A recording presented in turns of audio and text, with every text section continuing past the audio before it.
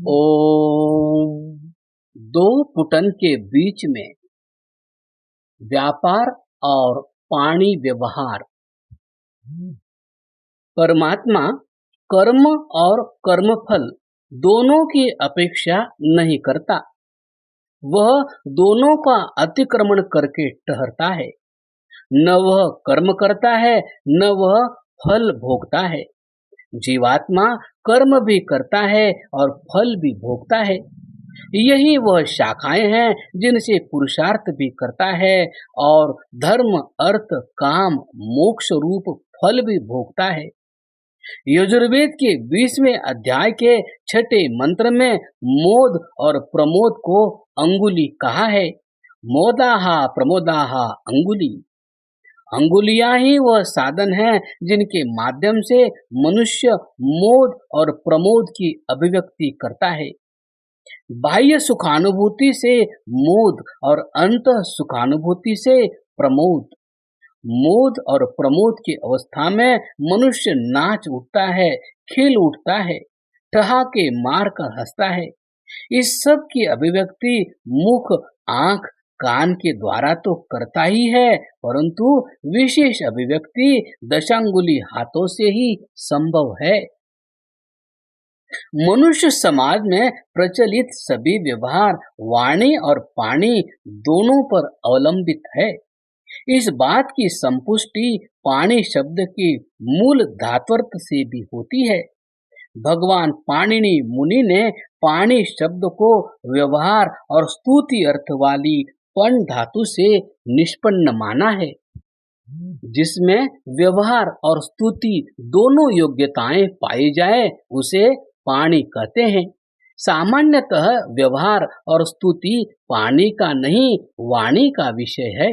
वास्तविकता यह है कि यदि व्यवहार और स्तुति वाणी मात्र तक सीमित हो तो उसे मौखिक अथवा जुबानी जमा खर्च माना जाएगा। वाणी के साथ पाणी का प्रयोग होते ही उसमें सुबद्धता आ जाएगी। यही कारण है कि न्यायालय में मात्र मौखिक बयान प्रामाणिक नहीं होता, उसे लेखबद्ध कराकर हस्ताक्षरित और अंगूठे से चिन्हित करना होता है, तब कहीं उसमें सुबद्धता आती है। एक साथ वाणी और पाणी का व्यवहार वीरबद्धम सुबद्धम भवति का स्पष्ट उदाहरण है। सामान्यतः व्यापार में भी हम रात दिन देखते हैं कि दो व्यक्ति सौदा करते समय सर्वप्रथम परस्पर एक दूसरे को वचन देते हैं और कहते हैं, लो बात पक्की रही, देखना मुकरना नहीं। दूसरे के कहने पर कि भाई कह जो दिया, तुम्हें विश्वास नहीं होता तो झटीती पहला बोल पड़ा, अच्छा तो लाओ हाथ मिलाओ।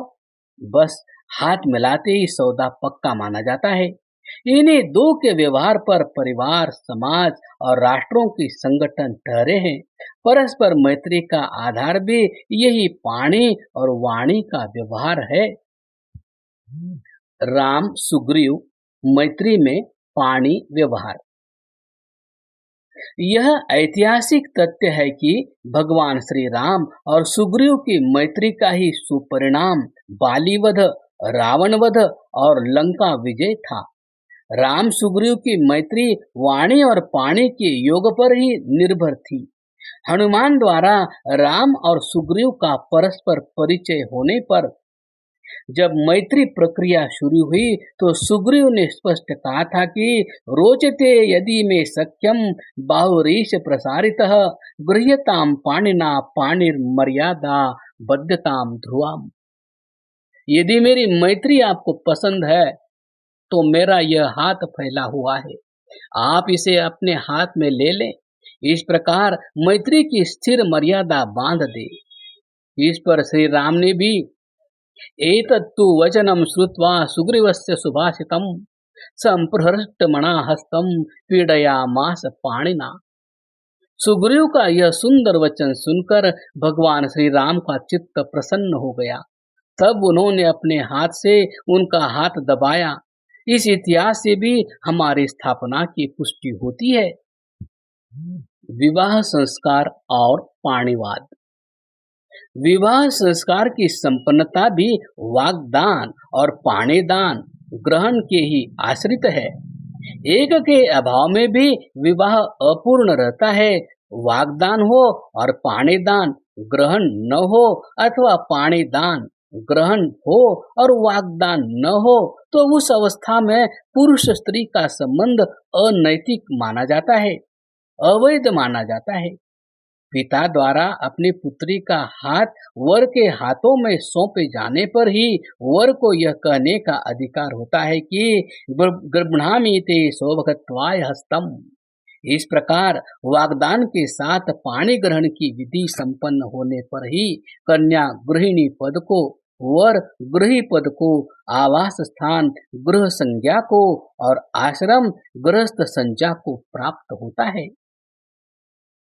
भगवती सीता ने भी अपने पातिव्रत्य की साक्षी के लिए इसी पाणिवाद की ही दुहाई दी और कहा, आश्चर्य है कि आप जैसे नरशार्दुल ने मेरे स्वभाव को, मेरी भक्ति को तथा पाणी ग्रहण को पीछे ढकल दिया।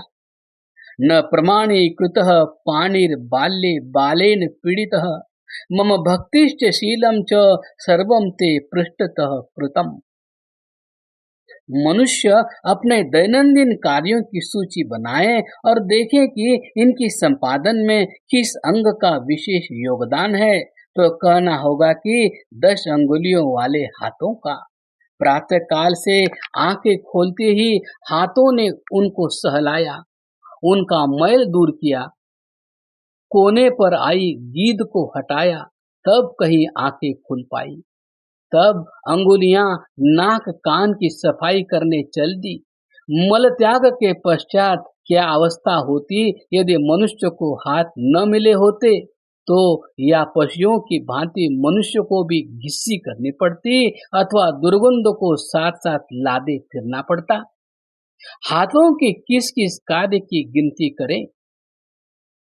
इनके अनंत कार्य है जिन्हें लेखनी लिखने में असमर्थ है।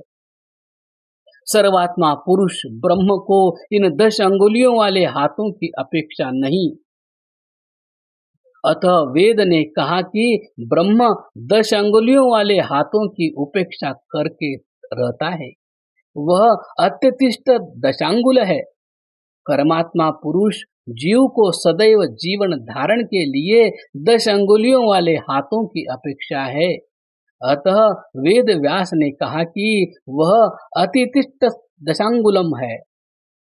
भगवान वेद व्यास के इस पाणिवाद का सीधे वेदों से दोहन कर प्रतिपादन किया है। वेदों का यह पाणिवाद हमारी 20वीं शताब्दी की जन्म घुट्टी में मिल जाना चाहिए। हम में से कोई ऐसा न रहे जो इस पाणिवाद के मंत्र को जीवन का अंग न बना ले। ओम शांति शांति शांति।